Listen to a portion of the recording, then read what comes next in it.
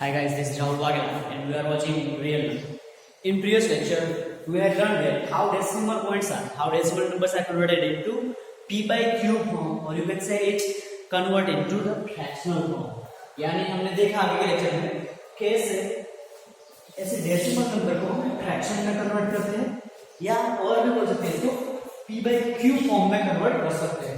ठीक है फ्रेंड्स, यहाँ पर तुमको एक नंबर दिया गया है, उसको p by q फॉर्म में कन्वर्ट करना है. एग्जांपल ये है 5.389, लेकिन थोड़ा ध्यान से देखिए, यहाँ पर दो डिजिट ही है सर, केवल 8 और 9 जिसके ऊपर बार लगाया गया है, इसके ऊपर यहाँ पे बार है, यानी हम इसको लिख सकते हैं 5.3898989 और ये आगे और भी रीअकर हो रहा है, यानी ये नॉन टर्मिनेटिंग डेसिमल. एक्चुअली में ये नॉन टर्मिनेटिंग तो है ही है, लेकिन 8-9 जो बार बार रिपीट हो रहा है यानी रीअकरिंग भी है, रिपीटिंग भी है, इसलिए इसको फिर फ्रेंड्स हम p by q फॉर्म में कन्वर्ट कर सकते हैं. तो ये वाली चीज हमने 5.03898989 लिख सकता हूँ, यानी 8-9 ही रिपीट हो रहे हैं फ्रेंड्स. तो ये हम लिख सकते हैं इसको, यानी ये वाली चीज को हम late x is equal to 0.3898989, यानी ये तो मेरा कंप्लीट नंबर है ही है. ये जो डेसिमल नंबर है इसको मैंने x एज्यूम कर लिया है. अभी फ्रेंड्स देखना, यहाँ पर दो डिजिट ही रिपीट हो रहे हैं बार बार. कौन से रिपीट हो रहे हैं? 898989, यानी हमको दोनों साइड्स को 100 से मल्टीप्लाई करना पड़ेगा.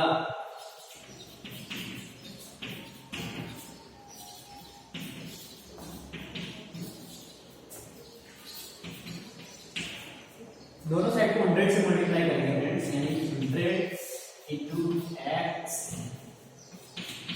यहाँ पर भी 100 से मल्टीप्लाई 100 into 0.3898989. तो ये हमारा हो जाएगा 100x. और अगर आपको आगे पता ही है कि अगर किसी डेसिमल पॉइंट को मैं 100 से या 10 से या 1000 से मल्टीप्लाई करूंगा, उतना हमारा जो डेसिमल वाला पॉइंट है वो राइट साइड मूव कर जाएगा. यानी यहाँ पे 2 जीरो है तो ये 2 पॉइंट शिफ्ट कर जाएगा, यानी ये हो जाएगा 38.9898, ये हमारा आगे रिपीट हो जाएगा. अभी फ्रेंड्स ये वाला जो पोर्शन है इसको हमको ऐसे स्प्लिट करना है, ऐसे तोड़ना है कि जिसमें हमारा x शामिल हो, जिसमें हमको हमारा x मिल जाए. देखते आगे कैसे होता है. यहाँ पे हम अपना 100x इज इक्वल टू, इसको अगर तोड़ते हैं फ्रेंड्स, हम इसको अगर स्प्लिट करते हैं तो यहाँ पर 38.6 इंटू 0.38989, ये हम लिख सकते हैं. अगर इन दोनों का एडिशन कर देंगे तो हमको हमारा ये वाला नंबर मिल जाएगा.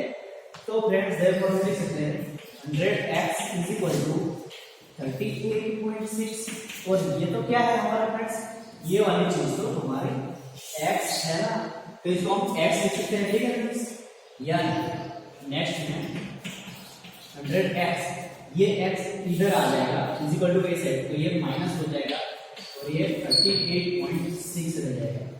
अभी 100x में से x जाएगा तो ये हो जाएगा 99x is equal to 38.6. therefore x की वैल्यू हो जाएगी 386 into 99, यानी डिवाइडेड बाय 99 हो जाएगा. और ये एक डिजिट के बाद पॉइंट आएगी मल्टीप्लाई बाय 10, यानी इसको हम लिख सकते हैं 386 into 990, यानी ये हमारे x की वैल्यू हो गई. तो x तो हमने यहाँ पे लिखा है ये वाला, तो इसको आगे कैसे लिखेंगे फ्रेंड्स, इसको लिख सकते हैं 5 प्लस 386 डिवाइडेड बाय, यानी ये हमारा हो गया डेसिमल पॉइंट का फ्रैक्शन में कन्वर्जन. इसको आप ऐसे भी लिख सकते हो इम्प्रॉपर फ्रैक्शन में, इसको हम इम्प्रॉपर फ्रैक्शन में भी लिख सकते हैं। अगर मैं इसका प्रॉपर फ्रैक्शन में कन्वर्जन करना चाहूँ फ्रेंड्स, तो प्रॉपर फ्रैक्शन में भी कर सकते हैं।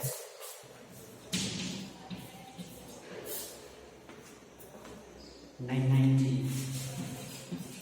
प्रॉपर फ्रैक्शन में कैसे करेंगे फ्रेंड्स, इसका इसके साथ मल्टीप्लिकेशन करके ये वाली चीज जो भी मल्टीप्लिकेशन आएगा उसमें ऐड कर देंगे तो हमको ये वाला नंबर मिल जाएगा, और जो हमारा डिनोमिनेटर था तो वही रहने वाला है।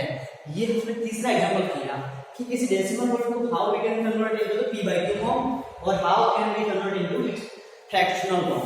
सो फ्रेंड्स, ये हमारे तीन टाइप के डेसिमल फ्रैक्शन पॉइंट थे।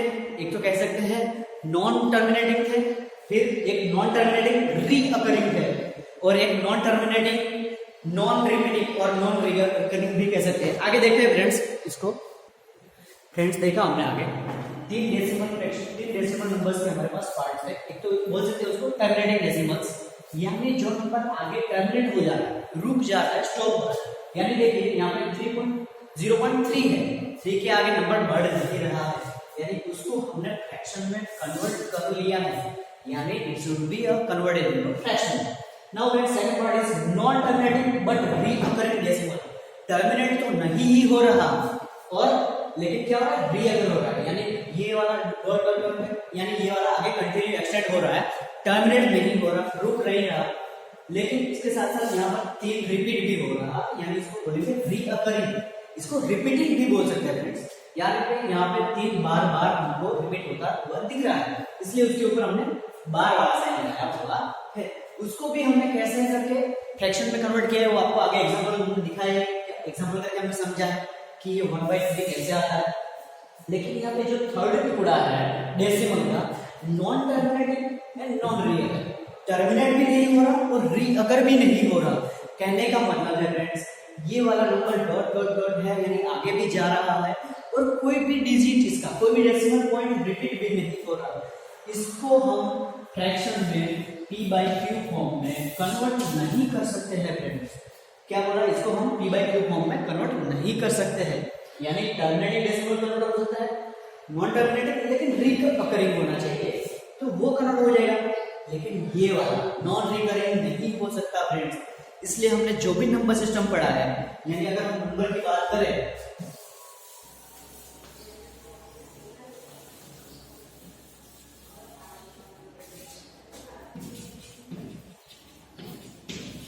तो नंबर्स को हमने 2 पार्ट में डिवाइड किया फ्रेंड्स। एक बोल दिया इसको real number and second part is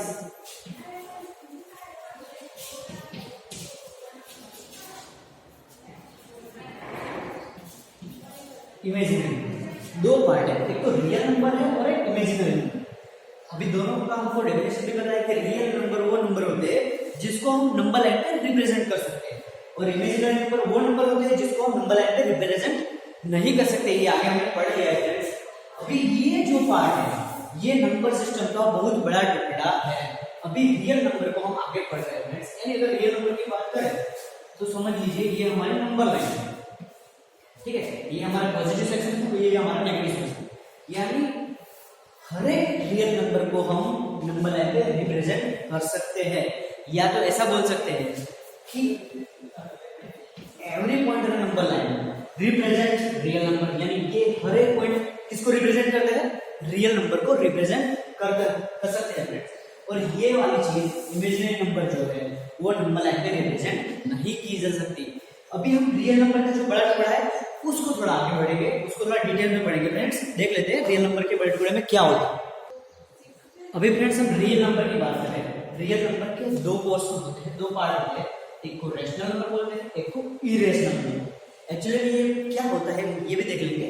पहले देखते हैं रैशनल नंबर क्या है, तो उसकी डेफिनेशन यहाँ है, व्हेन नंबर कैन बी, यानी जब कोई number return in the form of p/q where p and q are integers and q is not equal to 0। एक प्रॉपर सिचुएशन कंडीशन दी गई है कि अगर किसी नंबर को p/q फॉर्म में लिखना है या किसी नंबर को हम लिख सकते हैं तो वहां पे p and q क्या होंगे, इंटीजर्स होंगे, यानी p and q इंटीजर्स हो सकते हैं हमारे, लेकिन हमारा q जो है वो हमारा 0 के बराबर नहीं हो सकता, यानी Q कभी भी हमारा 0 नहीं होगा। एक्चुअली में ये हमारी सिचुएशन है। फॉर एग्जाम्पल अभी हमको यहाँ पे P बाई Q दिया गया है, यानी एक्चुअली में हम अगर रेशनल नंबर यहाँ पे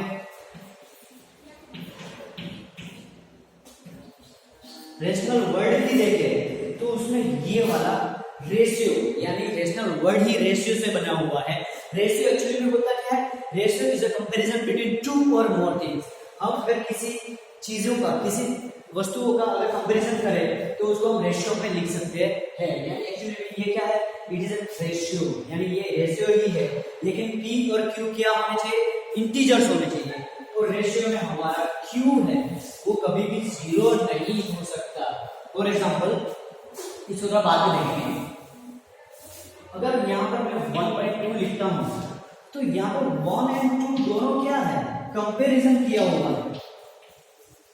किसी चीजों का हमने कंपैरिजन, यानी दोनों नंबर को हमने कंपैरिजन किया है। फॉर एग्जांपल अगर ले लें कि अगर कोई A पर्सन है और कोई B पर्सन है, इसके पास 4 चॉकलेट्स है, इसके पास 8 चॉकलेट्स है। अगर इसको हमको कन्वर्ट करना है रेशियो में तो हम क्या करेंगे?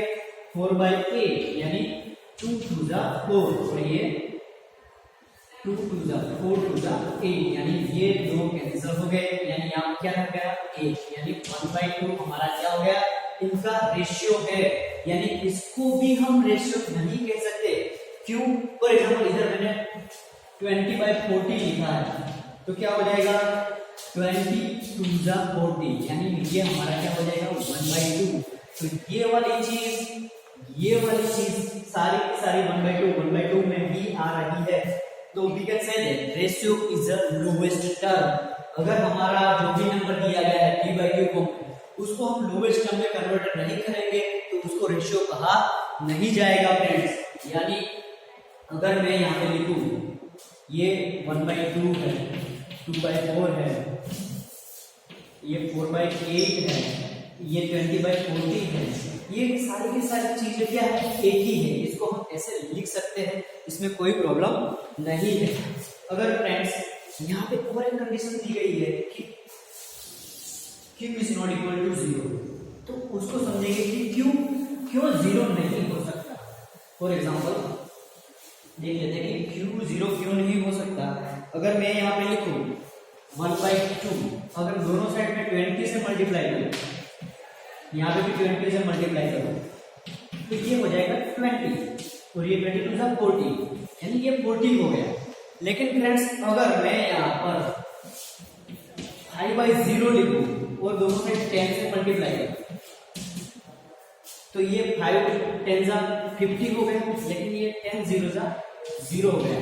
यहाँ पे दोनों साइड मैंने सेम नंबर से मल्टीप्लाई किया था तो ये 20 टाइम्स हो गया था और ये भी 20 टाइम्स हो गया। लेकिन यहाँ पे अगर मैं दोनों साइड 10 से मल्टीप्लाई करूं तो ये वाली चीज तो 5 टाइम्स हो ही रही है, 10 टाइम्स हो रही है, लेकिन ये वाली नहीं हो रही है। यानी हम कह सकते हैं 0 कभी भी Q के बराबर नहीं हो सकता। और एक एग्जांपल लेके समझते हैं कि कैसे ये Q हमारा 0 नहीं होता है। यानी अगर हमको यहाँ पर मैं लिखूं 12/3 तो उसका आंसर हमको 4 ही मिलेगा। मैंने यहाँ पे लिख दिया, लेकिन ये आंसर मुझे पता ही नहीं है कि ये 4 आएगा कि नहीं आएगा। एक्चुअली में ये हमारा आंसर है कि नहीं, तो क्या करेंगे? क्रॉस वेरिफिकेशन करेंगे। इस 3 को मैं 4 से मल्टीप्लाई करूँ, 3 4 12, यानी मुझे मेरा आंसर मिल रहा है। एक्चुअली में मल्टीप्लिकेशन से मुझे मेरा आंसर मिल गया है। और एक एग्जांपल लेते हैं, यहाँ पे लिखा है 30/5, इसका आंसर हमारा 6 आ रहा है। यानी अगर ये 6 आ भी रहा है नहीं, ये हमारा आंसर है भी या नहीं, तो मैं कैसे इसको वेरीफाई करूंगा? 5 को 6 से मल्टीप्लाई कर दूंगा और हमारा आंसर जो होगा वो ये आना चाहिए। यानी 5 6 30, तो आंसर हमारा आ रहा है, यानी ये भी राइट है, ये भी राइट है। ठीक है। अगर मैं एग्जांपल यहाँ लिखूं 7/0, तो यहाँ पे भी कोई नंबर आएगा। ठीक है, तो मैं यहाँ पे कोई नंबर लिख दूं, सपोज मैंने यहाँ पे 5 लिखा, 5, तो ये एक्चुअली में हमारा आंसर है कि नहीं? तो 0 5 क्या आना चाहिए आंसर में? 7 मिलना चाहिए, लेकिन 0 5 0, यानी ये हम नहीं लिख सकते। सपोज यहाँ पर मैं 0 लिखूं तो 0 0 0, यानी ये 7 नहीं मिल रहा, यानी ये गलत है, यहाँ पर 0 हो भी नहीं सकता फ्रेंड्स। ये हमको हमारी second condition q is not equal to 0 के बारे में बताता है। अभी रियल नंबर की बात करें, रियल नंबर तो एक्चुअली उसकी डेफिनेशन होती क्या है वो लिख लेते हैं कि रियल नंबर एक्चुअली कैसे लिखा जाता है, रियल नंबर को कैसे रिप्रेजेंट कर सकते हैं।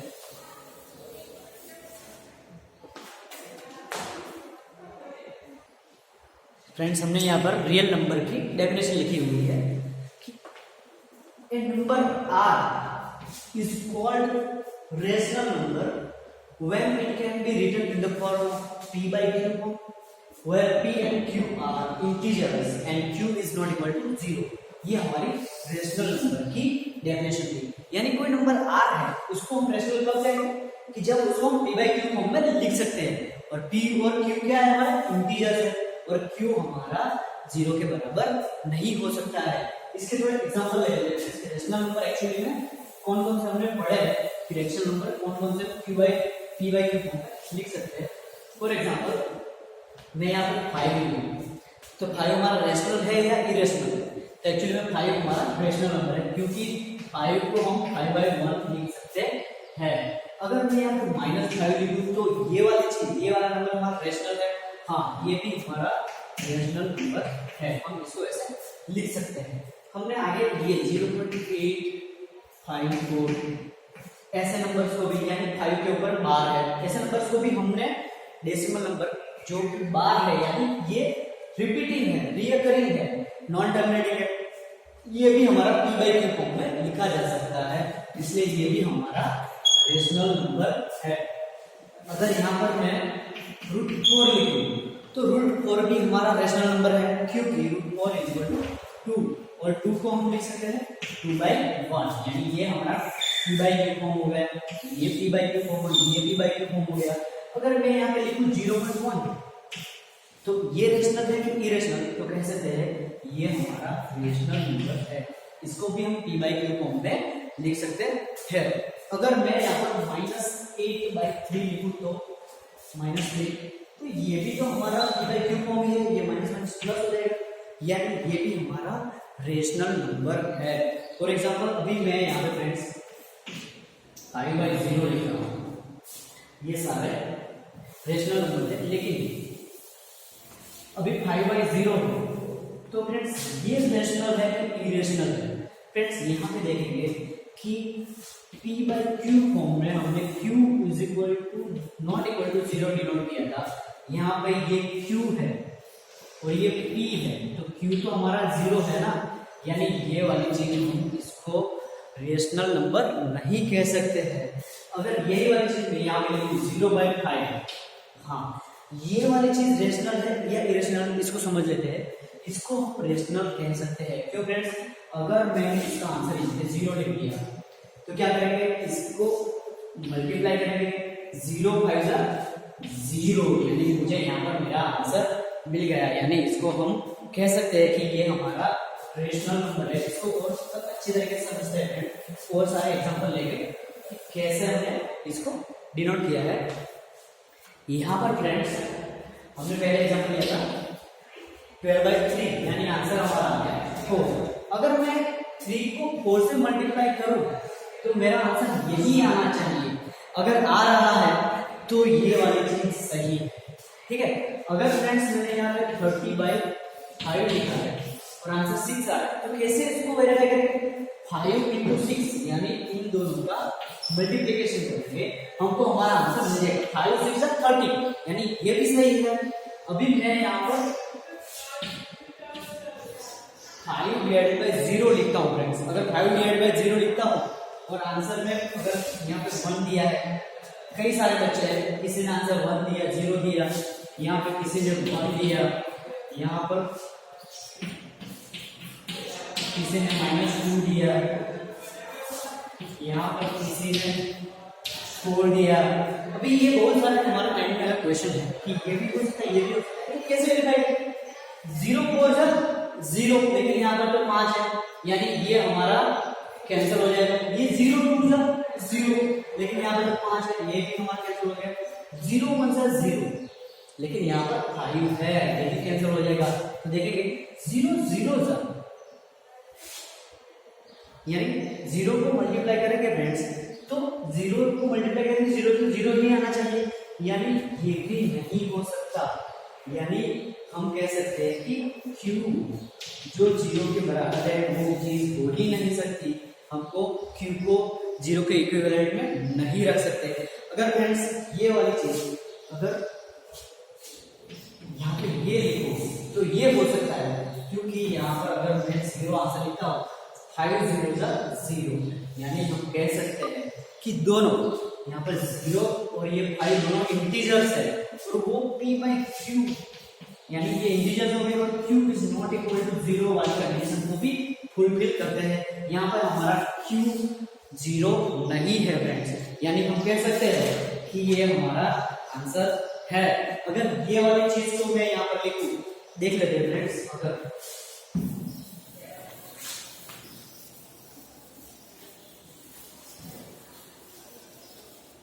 मैंने ऊपर 0 लिखा है और ये 5, यहाँ पे किसी बच्चे ने आंसर दिया 0, यहाँ पे किसी बच्चे ने आंसर दिया 1, यहाँ पर किसी बच्चे ने आंसर दिया 2, यहाँ पर किसी बच्चे ने आंसर दिया -1। तो इसको कैसे वेरीफाई करेंगे, यानी अभी मैं इन दोनों का मल्टीप्लिकेशन करूं तो मुझे ये वाली चीज मिलनी चाहिए।